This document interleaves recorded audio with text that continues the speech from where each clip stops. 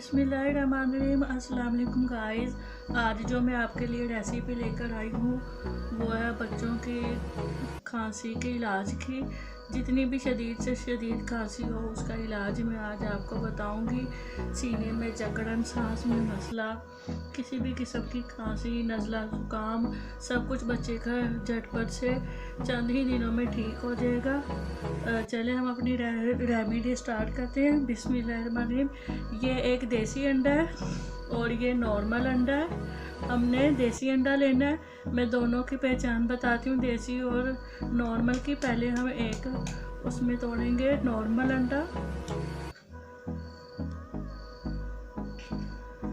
ये देखें, इसकी जर्दी जो है ये येलो है और ये मैंने तोड़ा है देसी अंडा। इसकी जर्दी जो है वो ऑरेंज सी है, डार्क येलो है। ये देखें, ये दोनों अंडे हैं। हमने नॉर्मल वाला अंडा नहीं इस्तेमाल करना, हमने लेना है देसी अंडा। अब हम कोई भी बॉक्स ले लेंगे, जार ले लेंगे जिसको हम कवर करके रख सकें। इसमें हम डाल लेंगे 1 चाय का चम्मच जो है वो अंडे की जर्दी। देसी अंडे की जर्दी इस्तेमाल करनी है। मैं आपको बार बार बता रही हूँ, नॉर्मल अंडा इस्तेमाल नहीं करना, उसका फिर इफ़ेक्ट नहीं होगा बच्चे की खांसी में। ये हम इसमें डाल लेंगे 1 चाय का चम्मच। और खालिस शहद लीजिएगा, मिलना मुश्किल है लेकिन कोशिश कीजिएगा कि खालिस वाला मिल जाए। 1 ही चाय का चम्मच हम इसमें शहद का डाल देंगे।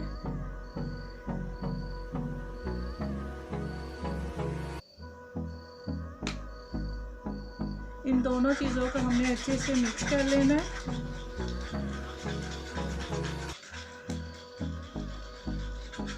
बिल्कुल यकजान कर लेना हमने। छोटे बच्चे जो हैं वो अक्सर सर्दियां शुरू होते ही खांसी का, ज़ुकाम का, सीने की जकड़न का, रेशे का शिकार हो जाती हैं, जो कि फिर पूरा सर्दियां रहता है। जब भी आपका बच्चा इस तरीके की कंडीशन में हो जाए तो आपने ये रेमेडी बनानी है और इस्तेमाल करनी है। अब मैं आपको बताती हूँ कि आपने इस्तेमाल किस तरीके से करनी है।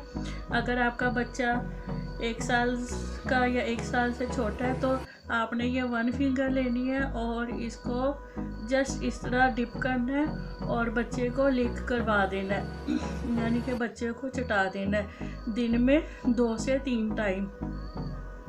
और आपका बच्चा अगर 1 साल से ज़्यादा का है, 5, 6, 7 साल तक का है, 1 साल के बाद, तो आपने इस तरह 2 फिंगर लेनी है और 2 फिंगर्स को आपने इस तरह डिप करना है और बच्चे को चटा देना है दिन में 3 से 2 मरतबा बस। और फिर इसको हमने कवर करके हमने रखना है ताकि ये ख़राब ना हो। इस पे जो है वो किसी किस्म की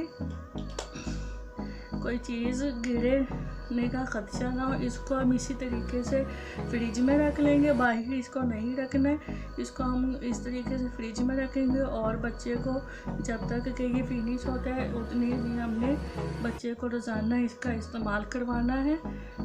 उम्मीद है आपको मेरी रेमेडी पसंद आई होगी। अगर आपको अच्छी लगी है तो सब्सक्राइब कीजिएगा, लाइक कीजिएगा और शेयर कीजिएगा ताकि ये रेमेडी जो है वो दूसरों के काम आ सके। सबके बच्चे साझे होती हैं ताकि किसी भी बच्चे को परेशानी और तकलीफ़ का सामना ना करना पड़े सर्दियों के दौरान। चलें, आपसे इजाज़त चाहती हूँ किसी और रेमेडी के साथ, किसी और रेसिपी के साथ। तब तक के लिए इजाज़त दीजिए। अल्लाह हाफिज़।